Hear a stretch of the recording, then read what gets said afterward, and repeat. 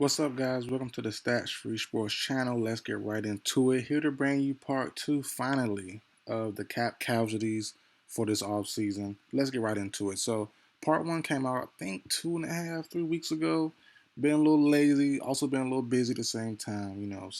But here to bring back part two of the cap casualties. So, these are another 5 players, another handful of players I feel very, very confident in that will be moved this offseason. Well, not moved, they'll be cut from their team because of salary cap purposes. So let's get right into it. First and foremost, talk about Byron Jones. Now, right now, if the Dolphins were to cut Byron Jones, they would save 3.5 million. But if they wait till post June 1st, they will save 13.6 million for a guy who didn't play last year, turned 30. And also the fans not only side or organization isn't either. He had surgery last year, but the time he had it was very, very off and off-putting for the organization and for some of the fans.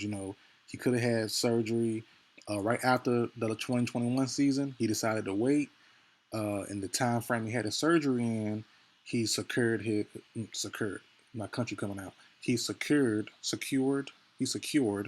$14 million base salary last year, then had surgery, and then out for the season. So that's kind of off-putting to me. I'm not a Dolphins fan, but that's kind of nasty. That's getting free money. The organization seems like they're off of them. Also, the team as well seems like they're off of them. So it makes the most sense to wait till June 1st. He's still talented, still got some good play in him, but that was a nasty move last year. I'm not gonna lie to you. If it's someone who's not a fan of that squad, I'll be done with him too. If I was a fan, I really would be. That wasn't cool to do, in my personal opinion. But it happens. It is what it is. But he will definitely be a good pickup for whatever team decides to get him at a discounted rate. I'm very, very sure about that. So Byron Jones at 1. Number 2, Mitchell Trubisky, Steelers quarterback. Last year, he was a spot starter, British quarterback. He played that role perfectly. It kind of reminded me of the same thing my Falcons did with Marcus Mariota. British quarterback, you got paid a 2-year deal for about 16 to 20 million.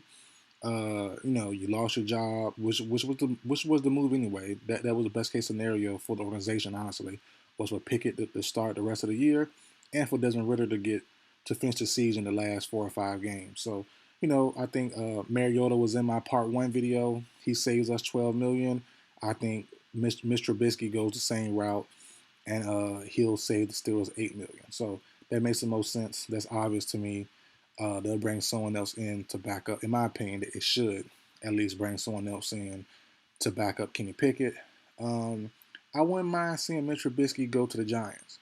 Return back to Brian Daboll, where he had some success at with the Bills a couple years ago. Return back to Brian Daboll, get some experience under Daniel Jones still, and just wait your turn. He had some good flashes, but he still seemed like he's the same flawed player that the Bears had. He gave you flashes, but just can't put it all together to really demand a starting job. So, $8 million freed up by the Steelers for Mitch Trubisky. That makes the most sense to me, honestly. Next up, Denver Broncos, number 3. I think they're going to cut Ronald Darby, veteran cornerback, been around for a while, pretty good player, but he saves them around $10 million for a team who I did a video on just last week about potentially trading offensive tackle Garrett Bowles. I think they need cap space, and I think they need more draft capital. Excuse me. And I think Bowles trade might not happen. The Cortland Sutton trade, rumor in the same video, might not happen. But I think Ronald Darby, who will save them $10 million and kind of really has no trade value or won't garner enough draft capital to really care, 5th, 6th round pick, you'll probably just prefer to just cut him, save the $10 million, and look at another trade there. Like I said, trade Sutton, Bowles, or Judy. One of those 2 or 3 guys might get you some, or will get you some good return back in draft picks. So, but yeah, I think Ronald Darby for $10 million. For Sean Payton, I think it makes the most sense. Try to get the team back on track. Try to see what the problem was, and also build on some new things. You got new coaches coming in, new defensive coaches, new offensive coaches, trying to build a scheme that they like, that fits them the most, honestly. So that makes the most sense to me.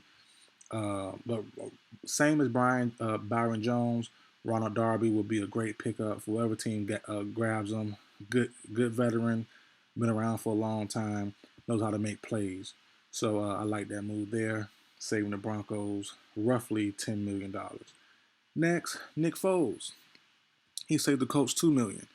And same as the Ronald Darby situation. You got new coach, new scheme.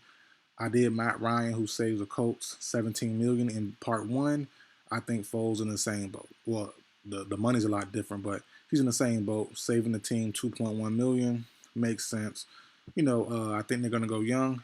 I think they're gonna bring in a veteran. But I don't think Matt Ryan or Nick Foles fits the bill, honestly, for what they're gonna want. I think they're gonna go younger. Matt Ryan and Foles are old. Like I said, I'm a Falcons fan. I've been, watching Ryan and Foles for a long time.